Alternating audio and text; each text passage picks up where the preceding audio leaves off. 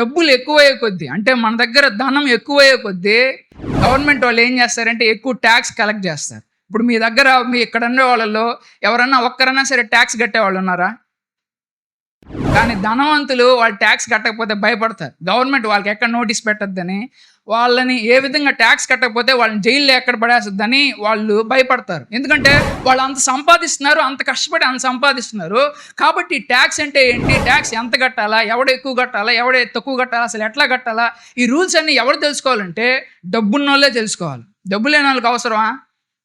డబ్బు లేని వాళ్ళకి అది అవసరం. డబ్బున్న వాళ్ళకి ఇంకా ఏమవుద్దంటే జనాలు ఒక లైఫ్ ఎక్స్పెక్ట్ చేస్తారు. అంటే వాళ్ళ దగ్గర కారు ఉండాలని, వాళ్ళ దగ్గర మంచి మంచి ఉంగరాలు నగలు ఉండాలని, ఇది జనాలు డబ్బున్న వాళ్ళ దగ్గర ఎక్స్పెక్ట్ చేస్తారు. ఇంకా అంత మాత్రమే కాదు, డబ్బున్న వాళ్ళని, ఒక డబ్బున్నోడిని వీడికి 4 కోట్లు ఉన్నాయిరా, వాడికి చూడు 6 కోట్లు ఉన్నాయని పోలుస్తూ ఉంటారు. అలా పోల్చినప్పుడు కూడా మనకు ఆనందం పోదా? ఖచ్చితంగా మనకు ఆనందం అనేది పోద్ది. అంత మాత్రమే కాదు, ఈ డబ్బున్నోళ్ళ ఇంట్లో ఒకవేళ ఈ డబ్బున్నోడికి ఎవరన్నా ఒక ఫ్రెండ్ పరిచయం పెంచుకుందామని వచ్చాడు అనుకోండి, మనుషులు నమ్మలేడు డబ్బున్నోడు.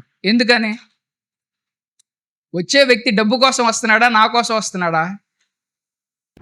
ఒకవేళ వాళ్ళ ఇంట్లో అమ్మాయిలు స్కూల్కి పంపించినా, లేకపోతే వాళ్ళ అబ్బాయిల్ని లేదా కాలేజీకి పంపించినా, ఆ అబ్బాయికి ఎవరైనా అమ్మాయి లైన్ వేసినా, అమ్మాయికి ఎవరైనా లైన్ వేసినా వాళ్ళు ఏం ఆలోచిస్తారంటే, వీళ్ళ డబ్బు కోసం ఈయన్ని ఆకర్షించిందా, లేకపోతే డబ్బు కోసం ఈ అమ్మాయిని ట్రాప్లో పడేసాడా ఏంటని ఆలోచిస్తారు. ఒకవేళ వాళ్ళ ఇంట్లో ఆడవాళ్ళు అన్నా సరే, మగవాళ్ళు అన్నా సరే, పిల్లకాయలు అన్నా సరే, ఎవరైనా తప్పు చేశారు అనుకోండి, ఆ తప్పు ఎంతమందికి తెలిసిపోద్ది?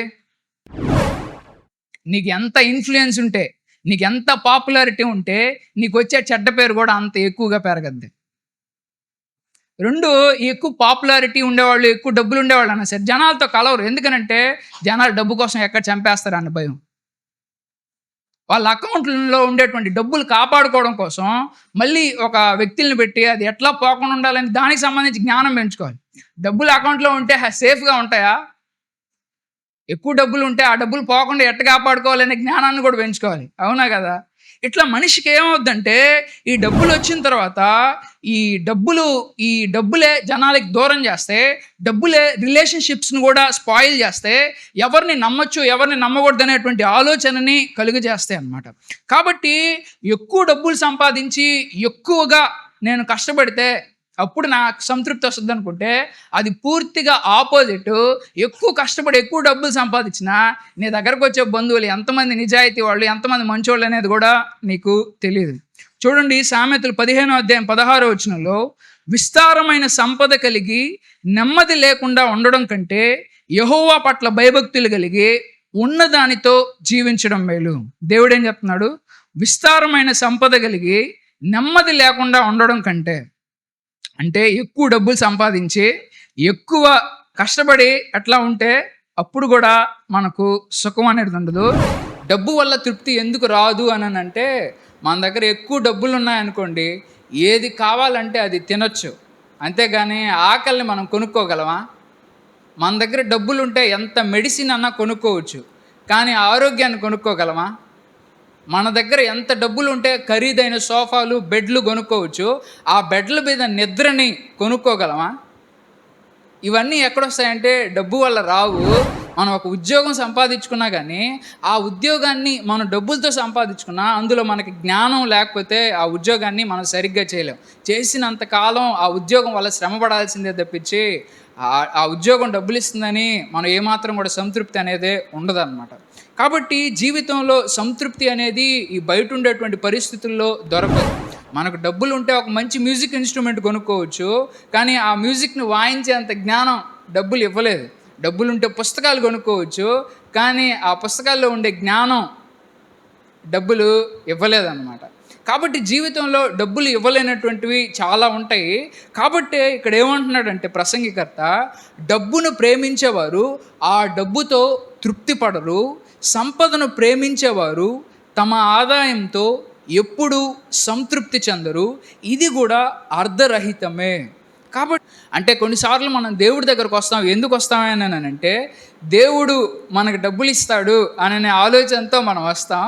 కానీ మనం ఆలోచించాల్సిన విషయం ఏంటంటే, దేవుడు మనకు డబ్బులు ఇచ్చినా కానీ మనకు తృప్తి అనేది రాదు అనే విషయాన్ని మనం జ్ఞాపకం చేసుకోవాలి. తృప్తి డబ్బులో లేదు, తృప్తి ఎవరిలో ఉంటుందంటే దేవుళ్ళో ఉంటుంది. ఇప్పుడు ఉదాహరణకి ఒక రాజకీయ నాయకుడు ఉన్నాడు అనుకోండి, ఒక పేదవాడు ఉన్నాడు, రాజకీయ నాయకుడి దగ్గర కారు ఉంటుందా ఉండదా? కారుకి డ్రైవర్ ఉంటారా ఉండరా?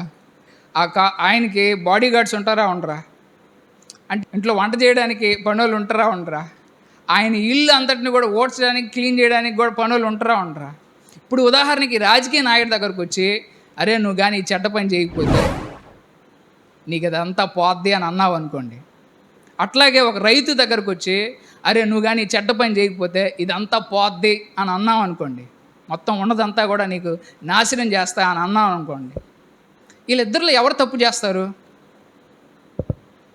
ఎవరు తప్పు చేస్తారు? ఒక రాజకీయ నాయకుడు తప్పు చేస్తాడా, లేకపోతే ఒక కూలి రైతు తప్పు చేయడానికి అవకాశాలు ఉంటాయా? ఇద్దరు తప్పు చేయడానికి అవకాశాలు ఉంటాయి, కానీ ఎవరు ఎక్కువగా పడిపోవడానికి అవకాశం ఉంటుందంటే రాజకీయ నాయకుడు రైతు కంటే తొందరగా పడిపోతాడు.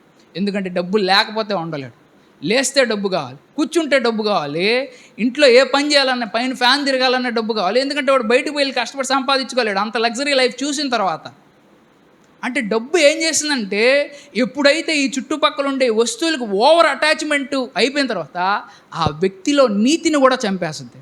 మంచి రాజకీయ నాయకుడు అన్నా సరే, అప్పటి వరకు మంచిగా ఉన్న రాజకీయ నాయకుడు అన్నా సరే, ఆ వ్యక్తిని ఎవ్వరు బెదిరించకపోయినా, ఏ తప్పుడు పని చేయరా అని చెప్పకపోయినా కానీ, ఉన్నట్టుండి అతనికి వచ్చే ఏదన్నా సరే, అతనికి వచ్చే ఇన్కమ్ అన్నా సరే ఏదైనా ఆగిపోయింది అనుకోండి, అప్పుడు ఆ వ్యక్తి ఆలోచిస్తాడు, ఇంట్లో కారు ఉంది, ఇంట్లో పనోడు ఉన్నాడు, ఇంట్లో కూలోడు ఉన్నాడు, వీళ్ళందరినీ ఎట్లా పోషించాలి?